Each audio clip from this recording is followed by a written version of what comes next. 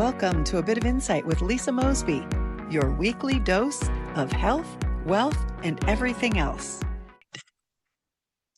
Hey, there are moments in life when even storytellers fall silent, when the words fade and we're left with the raw sound of love, loss, and everything in between. Today's guest knows that silence well. Through caring for her parents, navigating profound grief, and rediscovering gratitude, she's learned that even when the mic goes silent, our stories still speak. Hey, everybody, welcome to A Bit of Insight. I'm Lisa Mosbey, your host. I want you to grab your coffee and let's chat. My guest today is Carrie Caulfield, and she's an award-winning audio producer and expert in dialogue editing and post-production. You know, her work has been heard on platforms like Audible and iHeartPodcasts and beyond, all of those places that you've listened to your podcast. She's a creative force behind some of the industry's most compelling stories, including the Signal Award-winning podcast, Psychedelic Frequency. But today's conversation goes far beyond sound design. It's about the quiet spaces between the notes. Carrie has walked through the profound experience of caring for her parents, losing her parents. And through that journey, she's discovered the new depths of resilience, compassion, and gratitude. Her story is a reminder that even when life's volume fades, there is still music in the memories and healing in the love that remains. Hey, Carrie, welcome to A Bit of Insight. Thanks for being with me today. Hi, Lisa, and thank you for that beautiful introduction. I was not expecting that. Oh, my pleasure. You know, it's just we had a conversation ahead of time because we were in a business conversation, and Carrie had shared her story with me, and it was profound because your mom went through what my dad went through what your mom went through, and we had so much crossover that I thought we could share some of these stories and maybe support somebody who's listening, somebody who's going through this time of loss, of grief, just not knowing what to do. And being that we are on the other side of it, we're going to try to keep it light. But tears kind of happen. Sometimes this is an emotional topic. So wherever we go, that's the right place. Those are the people that we're going to support today. So tell us, you're always listening deeply. What is it like for you to be on the other side of that? When you're listening differently as a caregiver through loss. I know my parents were telling stories all the time, and I was just like, rearrange my schedule. I'm not here because I wanted to be there listening. Can you share a little bit about, how that was for you to be the listener this time? It was surreal, I guess I would say. They were my parents, right? So there's this deep emotional thing happening inside of me that I'm also like trained to listen to things as well. So then there's that kind of objective like storyteller and being like, I'm going to grab this and I'm going to grab this. So it was a really wild experience. But over time, that kind of objective person went away, right? That as I got more and more into what they were experiencing and just what they were sharing, even with my dad's dementia, like there was one time, and there were things I learned I didn't know about him because he was literally reliving his past memories in front of me. Like I didn't know he was in a band until all of a sudden I was the stewardess on his flight. And he was wondering what time we were going to land in Chicago. Wow. Yeah. I didn't So have that experience, but my folks were reminiscing about those childhood stories that I had never heard. mhm, There was, I think it's such a sacred space. And oftentimes we put our parents in a nursing home, not me, we, but society. When I say so we, I mean society, we put our parents in a nursing home and we don't get to experience that. And that's why I wanted to bring this idea of gratitude along with grief, like talking about the emotional and spiritual connections that start to happen when you're in that space with your parents as they're actively dying. What surprised you the most about that experience? how much I didn't know about my parents. right? And this reaffirmed as I'm going through their belongings, as I'm trying to settle, when I was trying to pack up their estate and work all that out, those stories that come up. Um, you know, my father was a storyteller, right? He Yeah. was a storyteller too. And my mother always had, she was from Denmark. She always told me stories of the old country kind of thing. So I had those certain types of stories, the ones that repeat, right, over and over again throughout your life, from childhood, as you get to an adult, maybe you get a little bit more of those pieces. But this was really, really this was a really eye-opening time, right? Because I got to see my parents on a completely different level through those stories, Yeah. right? Like I just, as I said, I didn't know my father was ever in a band. I would never have considered him musical. Um, and then I also, the other stories also came from their friends, Yeah. right? People sharing memory when my dad, really couldn't remember who anybody was. I would hear from, this friend or that friend, oh, it's really a shame because I have so many great memories of your father doing X, Y, and Z. Like I didn't know my father when he was maybe after, after graduating college, he bought himself a Wurlitzer band organ and rebuilt it or like fixed it up and housed it in a church, like in a building, or in like the church rented him out a space, I think, and he said, and I got this from one of his friends. He said something like, the church and I got along fine as long as I didn't play the band organ on Sundays and they didn't like have choir practice, on Tuesdays kind of thing. So like they weren't competing sounds. And stories of just and I was the family historian as well, right? So I did all the genealogical research and everything. So I already knew a lot about my family, but like these little intimate stories, like my dad spending time on the farm that his grandparents ran, and just little pieces like that, like picking the grapes off the vine kind of thing, didn't know about until the end of his life. So I would definitely say much more my dad's dementia let me in on those stories Mhm. than my mom's, because she passed away from heart disease. So um, with my mom, I got a lot of kind of closure in the conflict we had, right? She'd be like, she would explain why she did certain things or why, there were certain situations that happened. But, which was difficult at the time. But for my dad, it was like I was being led into this whole new world that I had known nothing about. Um, because he wasn't super into his family. Like he had to be forced to call his family kind of thing. And I don't know how much of that is a man thing or how much of that is just like, he was just in his own world and he didn't really, care all that much. Um, but I started learning he had these deep, loving memories of his one set of the Wayner grandparents, right?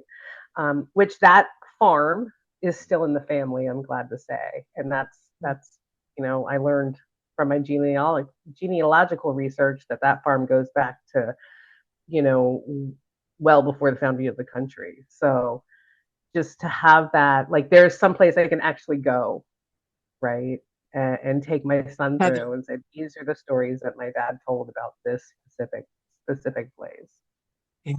I was very aware of the fact that these were the last times I was going to hear some of these stories. We may have heard them over the years. They may have been something that they shared often, but when somebody is actively dying and you know that the end is near, those stories, like like your ears just listen deeply, like they resonated with me in a different way. I've heard that before, and then I heard something different this time. It's kind of like their emotion that came forth when they were telling them this time for the last time. That's what really landed for me in spending time with them and wanting to rearrange my whole schedule when all of a sudden they started sharing stories. Many of Yeah. us, speaking of which, many of us try to keep working through grief or through, caretaking and providing for them. How did you navigate your creative work while being a caregiver and, the emotions of watching your parents start to fade away? And then after, when there's grief Yeah. that you're just trying to process. Right. I laugh because there were times where I was huddled up on the floor in the fetal position, crying, just like sobbing my eyes out. Like, I don't know how I'm going to do this. Yeah. And specific for psychedelic frequency, that project kind of started when I came to my parents' house to take care of them. And then it didn't really end until my mom had almost passed away. So, and there was a lot of bumps in the road for that project. Very complicated. Talking about psychedelic healing. I mean, there was a learning curve. Like, there was a lot of research I had to do before being able to even wrap my head around the concept. And here I am. I'm like, I've got this deadline, right? But my father with his dementia didn't care about his deadline. Like my mom's, body didn't care about my deadline. And I'm like, it was a mix because at times it felt like the work felt like a lifeline, right? Like this is literally like taking me to the land of the living when I'm in the land of the dead right now, or the pre-dead. I don't know how to describe it, but that's what it felt like. And I literally, like, if it wasn't for the support of like my son being like, "Mom, you can do it. You can do it," and just maybe taking things one step at a time. But it was so hard. Like, I was dealing with topics for psychedelic frequency that I was experiencing, like grief and loss and trauma. And here I am. I'm just like pushed in. Like, I'm living it. I'm living it. And then I had another project after that, or it ended or started when psychedelic frequency ended, called Just One Person. And again, that's about trauma and family dynamics and the stories you don't know about your parents and why it leads them, why your childhood was like your childhood was, kind of thing. So I'm like, the topics I'm dealing with professionally are super heavy, and then the topics I'm dealing with personally are super heavy. So I look back now and I don't know how I did it. Like, I guess that you just have to keep going. You just have to keep like living and doing the thing. Um, and I have always been a like, just keep pushing and kind of like one step at a time, you'll get there. There's light at the end of the tunnel. But there was an actual light at the end of the tunnel for my parents, right? There was an expiration date on their lives. And so it just made it really, really complicated internally and externally, I would say. But I don't know. I can't like name Yeah. um, one thing except for I just had like this in my head. It was just my lifeline. It was just like pulling me out of kind of darkness and despair by going into darkness and despair. Make that make Yeah. sense. But I also took a There's stint two. and I took a stint and taught high school while my mom was in hospice. I started teaching a high school podcasting class, like twice a week. And honestly, just being with those kids, with those young people, they're so vibrant and exuberant and full of energy and like thinking about their futures. They're all like mostly juniors and seniors. And it was like my respite, quite frankly. It was Yeah, my there's best, two even things that though you it was, said in there. yeah, That the one was being tethered. You're using the word lifeline or connected. For me, the word that yeah, came to mind was being tethered. I had to tether to something, like tether to something yeah, in this life. Like yeah, for me, I was planning trips and travel and envisioning what some of that stuff could look like someday, with no timeline on it. But it helped to tether me here. And then also the rearranging the schedule, be telling everyone in my sphere there are going to be times when I need to cancel. This is what I'm doing, and yeah, this is the most important thing for me. This is my priority, is to be with them when they have their last breath, to fulfill their dying wishes, to make sure that everything goes the way that they wanted it to go, even if I didn't agree with some of their choices. mm, It was about them and their decisions, and to be able to yeah, be that person to provide that after the fact. I was grateful I did it, but every single day I would say, I can't do this, I can't do this, I can't do this, I'm yeah, standing in the hospital, I can't do this. Like, how do you get out of that mindset of just thinking I can't do this? And you said you pushed forward. For me, I don't know if it was as much pushing forward as it was surrendering. When you're laying in a ball on the floor crying, or in bed sobbing into a pillow because you don't want them to hear you. um, it was like surrendering to the process is what I finally had to do to be able to stop saying I can't do this, because girl, there's no choice, this is happening no, right, with or without you. How yeah, do you want to show up? Is this how you want to right, show up? right, Or do you want to show up fully present, experiencing the emotions, moving through, not getting stuck? Those are some of the things yeah, that kind of came up as you were sharing your story. yeah. And I mean, it was the hardest thing, and I will tell I'm trying to get my son to, because he was with me, and I'm trying to get him to understand, like, this is one of the hardest things you will ever experience in your life. You Mhm. can make it through this. You got it. Like nothing is really ever going to be quite that intense, except for maybe when I pass away. Yeah. But I was like, I'm put me in a nursing home. We're good. I'm not gonna be mad at you. Uh-huh. um, but it really was, you said, like, how they wanted to die was really important, right? Mhm. How they wanted to go out was really important to them, and then became really important to me. I'm not going to say that I did an incredible job the whole time. I mean, I don't want anybody to walk away Let's thinking, be oh, real. I was like Saint Yeah. Carrie, because, oh no, it was sloppy and messy and trial and error. And you just pray sometimes that you're doing the right thing. And because it was with my parents concurrently, like, this was I don't know if I told you, but there was, like, happening at the same time, Mine too. But I had right? both my Yeah, parents for the last 4 years of their life. Yeah. And they died nine yeah, months apart. Mhm. yeah. My parents died 6 months apart. Mhm. Um, so it was, and we had other family around, and there were other family dynamics that were not the best, unfortunately. But I I just really wanted, like, I thought about, who do I want to be in that moment? What is the story going to be here in the future? Am I, I don't necessarily need to be a hero, but can I be like a supporting cast member? You know? And it was completely imperfect. There are times, things, I regret, like, there were times when I lost my temper with my dad. But I know that, like, if Heddy had not had dementia, like, he would have been like, "Carrie, don't worry about it. Like, this is really hard. Don't worry about it. I'm okay." Like, Yeah. that kind of thing. So, because when somebody has dementia, you're not just grieving the fact that they're going to die. You're grieving the fact that you've already lost the person you love. Like, they're already gone, right? And I was very thankful that my dad never really, well, mostly knew who I was. He had forgotten my son, so that was hard.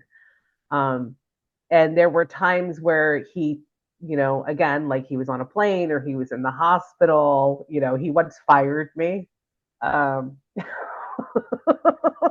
My dad called me the B word once, and I looked at him, and he didn't have dementia. Fortunately, my folks, their bodies were failing, but their minds were sharp for me. Fortunately Right. for me, because I got to experience them that way. I don't know if that's always what's best for the patient, but I was so grateful, gratitude, grief through gratitude, or gratitude with grief. I was so grateful that I could have those conversations, and they were of sound mind all the way right up to, being able to tell me what you want. How can I support you?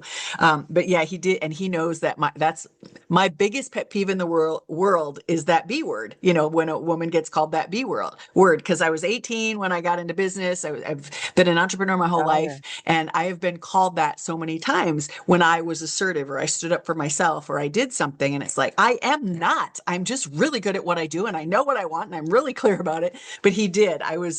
We disagreed with something, and he flipped that word out there, and he put both hands over his face, and his eyes got, so big, like silver dollars. He's like, I'm sorry. And it's like, Dad, it's okay. I can't experience what you're experiencing in your body. That's why I keep asking. And I want you to tell me so that I know, but I can't experience what you're experiencing. And we were okay. It never happened again. But I was so grateful, because I see people who have to deal with dementia, and it's so much Yeah. easier to just put them in a home rather than being that person, because the things that they say and do, like, rip you down. And Mhm. you feel personally attacked, like you can do nothing right. And I've had those conversations with some people who are in Yeah. the midst of it. So here's the question. What did self-care look like for you during this season? Like, even when it was imperfect, were there ways that you could take care of yourself, Oh, or yeah. that you did, or things that you regret not doing that maybe you could offer our audience to suggest that they do it? Um, Really, I going into this, I knew self-care was going to be critical. Like there was no way I could work and also deal with these really heavy issues while doing the physical labor of taking care of my parents. Um, so for me, self-care was doing my best to make sure I get rest. Like this is a joke in our family that like Caulfields cannot survive without sleep. We can be the meanest, nastiest people if we don't sleep. Like it is essential because my son says it's because our cognitive process is so intense that we require just extra energy, right? That's his way of rationalizing it. But sleep is super crucial. And so I would, if I had 15 minutes to take a break, then I would be like taking a cat nap, right? If I, knew that at some point I just figured out my dad's schedule, like he'll be up at 2 a.m. So I'm going to go to bed at like 8 to make sure that I can get up because he would fall asleep about 7:30. So it was almost like having a newborn, like you sleep when they sleep. And then journaling became super important to me. So every morning I had this like ritual. So I'd get up, I'd have coffee, I'd, faff around for, a little bit, maybe 30, 45 minutes, deal with whatever needs to be dealt with my parents. And then I would go um, journal, do yoga, even if it was like for 5 minutes, I just, get that because also maintaining my body became super important. So I could lift up my dad, right? And be on my feet all day and not have that discomfort. And then I would take a shower. And it became this kind of trifecta of things when I didn't do it, it would show up pretty immediately if I wasn't taking good enough care of myself. And then just, I just ate so much fruit. I can't tell it. Like for whatever reason, I just fruit. I would go to bed with a bowl of cherries, right? Which is kind of funny because life is like a bowl of cherries, right? But I would have, Sweetness, when you're dealing with that emotional grief, or I oftentimes say when people, my background is as a holistic health practitioner. You probably didn't know that, but we study that, like the changes in diet and the foods. So we were craving the sweetness when you're going through grief or sorrow or bitterness. It's like, oh, I just need that sweetness, that joy that sweetness creates. So it's interesting that you say that. We may notice changes in our diet. Oh, wow. I would not have expected that, but Mhm. yeah, so it's like cherries, berries, and dark chocolate. I Yeah, didn't want anything like overly sweet. What I was looking yeah, for was kind of that natural, kind of earthy yeah. sweetness. And that's another Magnesium's high in thing. chocolate's high in magnesium, and that calms the nervous system. It reduces anxiety and stress in people. If you're Okay. doing dark chocolate, it's even better because it has more Yeah. concentration of that magnesium. So yeah, it's when you look back at it, you can start to kind of peel the layers off. Like our bodies Yeah. intuitively kind of know things that we don't need to know in our brains. We Right. can take care of ourselves if we trust our instincts. So that's interesting. Thank you for sharing that piece. You're welcome. I will say the other thing I did was get out into nature. So I spent a lot of time, as much time as I could outside. I'd go to the lake. I go from visit if my mom was in the hospital or my dad was in the hospital.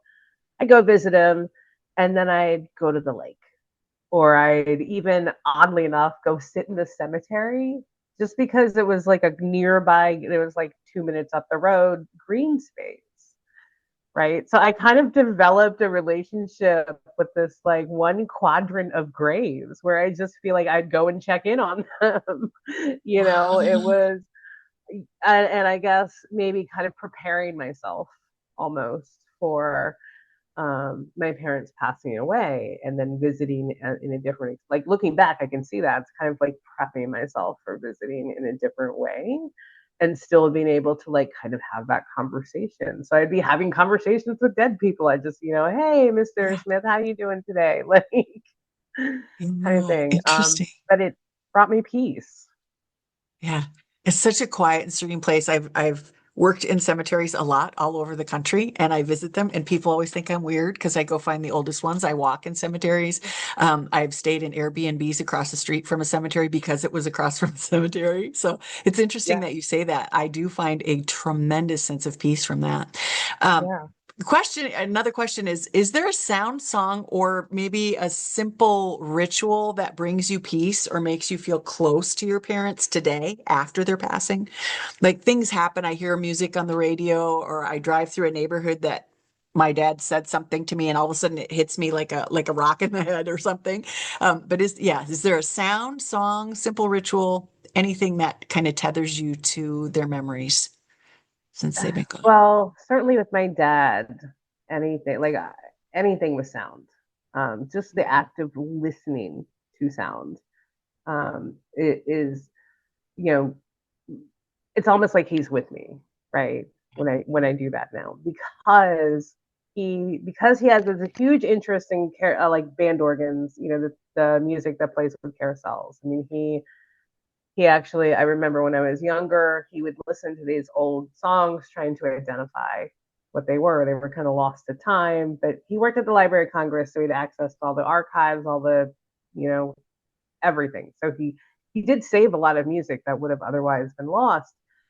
But I remember he would have me listen to like this one instrument in this one song. Like he was unknowingly to him, he was training my ear to like identify sounds in songs and pick out the individual parts of the whole.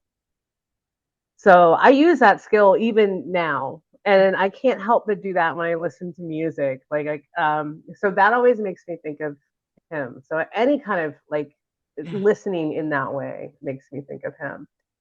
For my mom, I had this really interesting experience the day she died. Um, First of all, um, she was, I think, right before she died, my one sister, and we didn't have a great relationship, but she was yelling at me, right? And I yelled back. I tried not to, but I just yelled back, and the power went out. Yeah. So we had to go flip like for the whole house. We had to flip the breaker.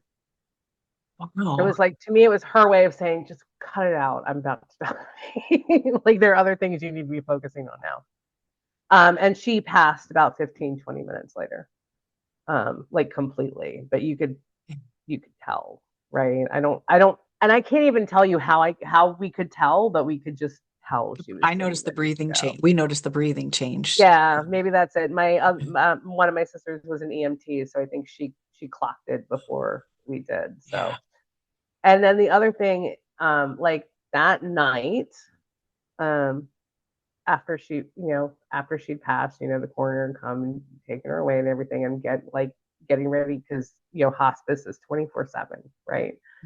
Mhm. So I usually took the night shift, so I hadn't like had a shower. It'd been a while since I had a shower.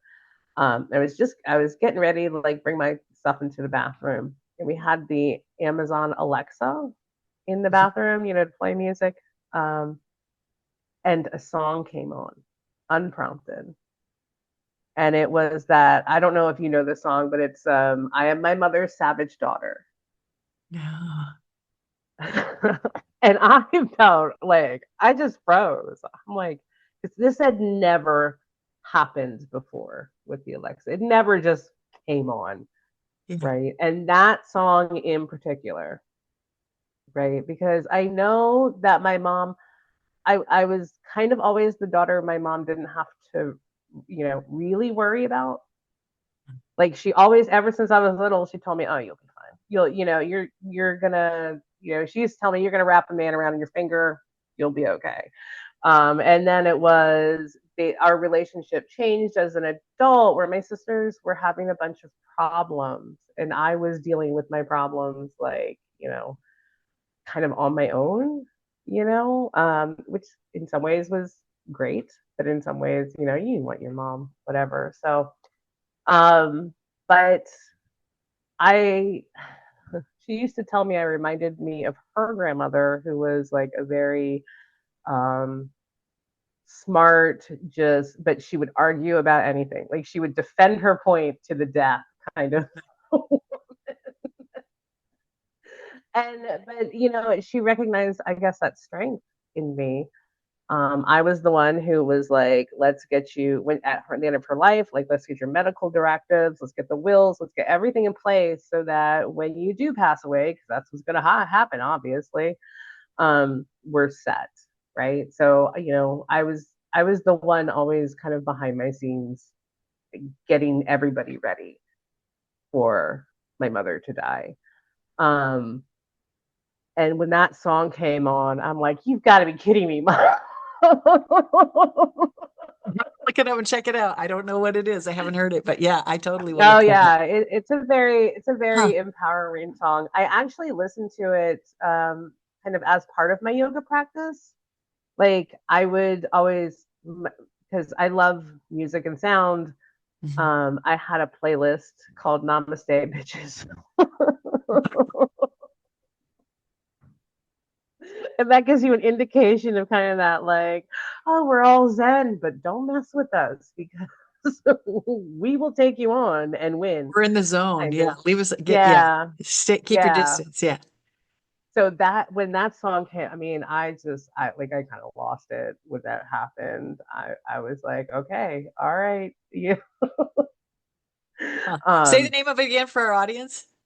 I think My it's called Savage Daughter. Savage Daughter. Savage Okay. Daughter. Yeah. Beautiful. Yeah. And it really is about, just kind of the maternal empower, like, maternal lineage being empowered, kind of thing. Yeah.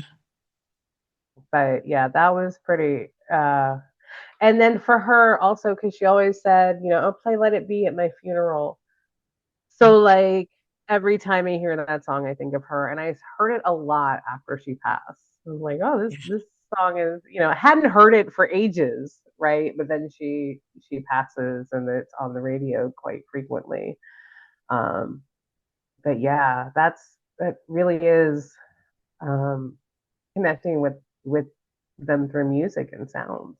Yeah. Um, I love my how you can father, smile and laugh through all of this. You know, people, when we're in the yeah, midst of it, we think we'll never smile, we'll never laugh, we'll never experience joy again. But yet then you create some space and time.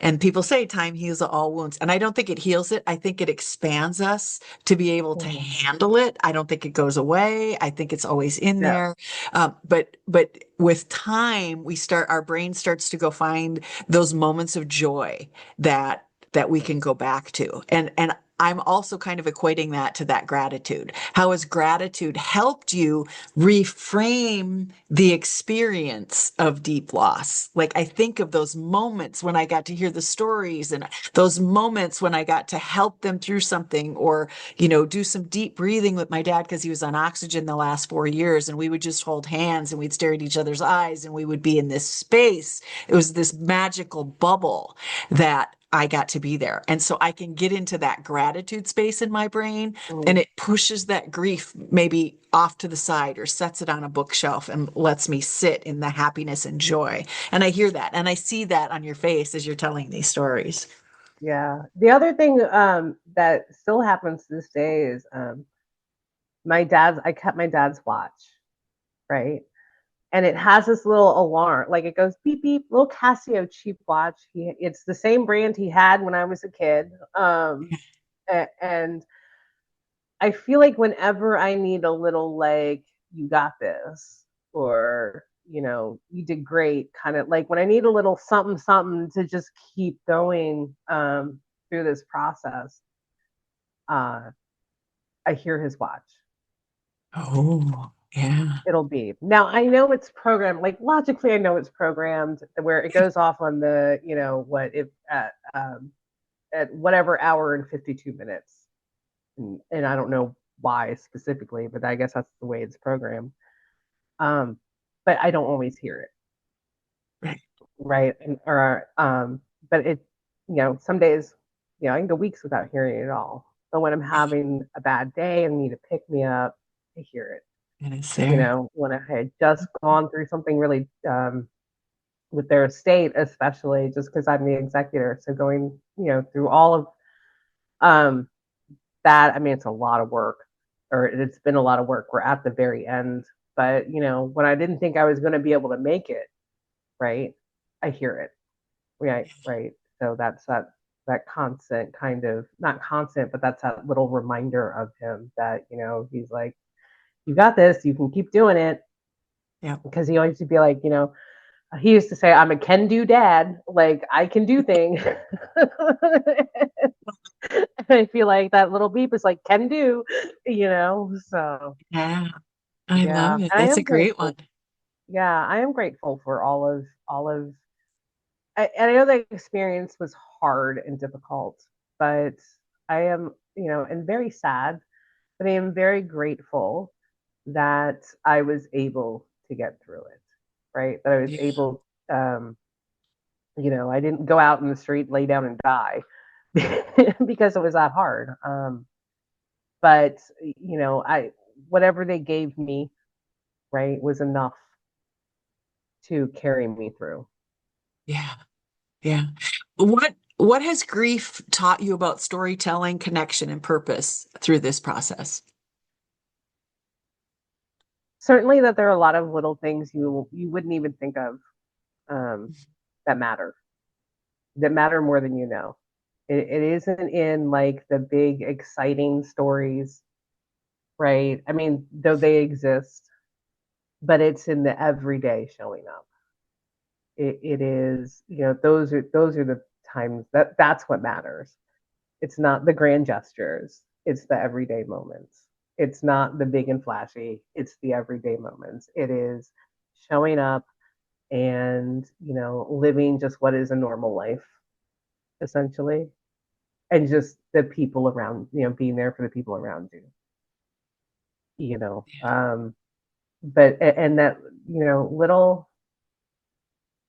little stories are important to big stories. So, yeah. Moments. There were so Yes, many it's the moment. moments. Mhm. Yeah. For someone listening who's maybe in the middle of loss, what What would you want them to know about hope and healing as we start to wrap this up? That your strength, you aren't just like strong. Strength comes from weakness, right? Strength comes from vulnerability. Um, it it it it is not something that you can't pick up a bucket of it, like, it's just there. It comes from knowing you can do hard things, right? It comes from knowing that you can be a puddle on the floor, right? But that you're going to be able to pick yourself back up, like scoop yourself back together in that bucket. And that bucket of strength is you. Uh, yeah. Beautifully said. Yeah, for me, it was surrender. Surrender to the process um, was my strength. My strength was in surrendering to it and stop saying I can't because I am going to get through it. I am going Yeah. to do it. We all will. And we don't Yeah. often recognize our strength. Yeah. But when we can surrender to it and know that, we're going to be carried through that process and that Yeah. the love for your parents and family will grow stronger and stronger through Yeah. it. You don't know it in the midst of it because you might be yelled at, you might be, dealing with some tough stuff, but it's the moments, the beautiful moments that start to become prevalent. They're at the Yeah. forefront of your brain. Some of the hard stuff goes away. I had the one incident I Yeah. remembered, um, but I don't think about that. I think about it because we were talking in context of the hardness of it, but that's not on a daily day to day. It's those moments, those Yeah. the music that you hear, the places that you go, the foods that you eat. I find myself ordering my dad's favorite foods and different things of that nature. Yeah. Yeah. And Well, I will, go ahead. well, there's one more thing just to Yeah. add. Um, I really made myself like coming into my parents' house. I made sure to make myself like any place that was just mine, like my bedroom.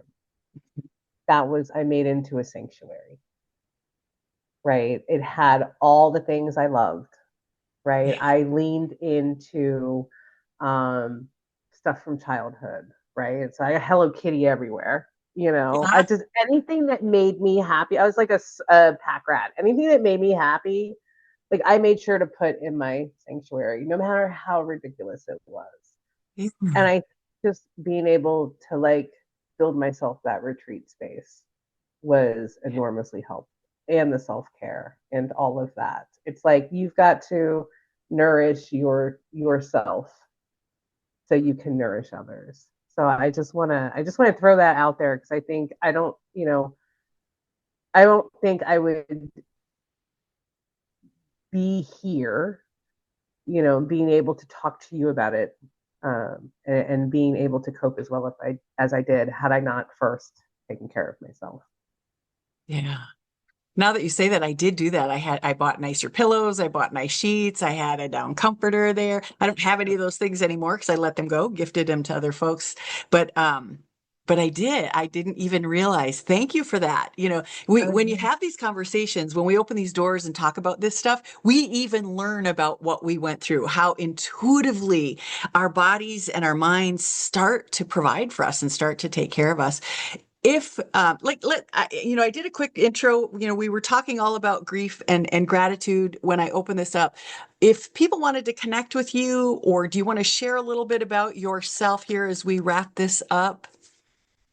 So I think I will say that after my parents passed away and after all the life insurance money was gone, all that stuff, is you have to get back to life, right? Yeah.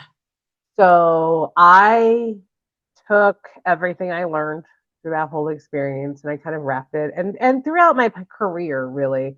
So I was able to get a role as the director of production for the Legal Podcast Network. Um, it was a startup, so it was like, and it was remote, so it was scrappy and doable for me. And I kind of grew with the company, so I am now like got like, gosh, if you're an attorney, come see me. Go to the legalpodcastnetwork.com and we'll hook you up with some great podcast and marketing content. Um, But I am very grateful every day that I was able to, get through this and kind of start to create the life that I want. And you can also, aside from that shameless plug, you can find me at carrie.land, LAND, where just some basic stuff, and my social assets are all there. So beautiful. Yeah. And we'll, of course, have that information in the show notes for those that want to reach out and connect with her, or maybe share a note about your own story. You're more than welcome to do that. Carrie, thank you for sharing your heart and reminding us that grief isn't the end of the story. It's the space where love continues to echo. Through your courage, creativity, and openness, you've shown us how to find gratitude, even in the silence, and how we can let loss become a teacher rather than a thief of our time. So for everyone listening, remember this: when your mic goes silent, or when someone you love's mic goes silent, the story doesn't end. It deepens. Let's continue the conversation. We can talk about the folks that we've lost. Let the quiet moments become sacred, and let the love guide the way forward for you to get back to joy again. This has been a bit of insight. I'm Lisa Mosbey, your host. And this is all part of a Gratitude Through Grief series. So please check out the other episodes if you're still struggling and you'd like more support. And come on back next week. Thanks, everybody. Great. Thanks for joining me on A Bit of Insight. To get more involved with our wellness community, grab a copy of my book, Live Well, Travel Far, or to explore our travel offerings, visit the website at insightcenterforwellness.com. And if today's episode gave you something to think about, leave a review and please share it with a friend. This is Lisa Mosbey reminding you to live well, travel far, and always follow your insight.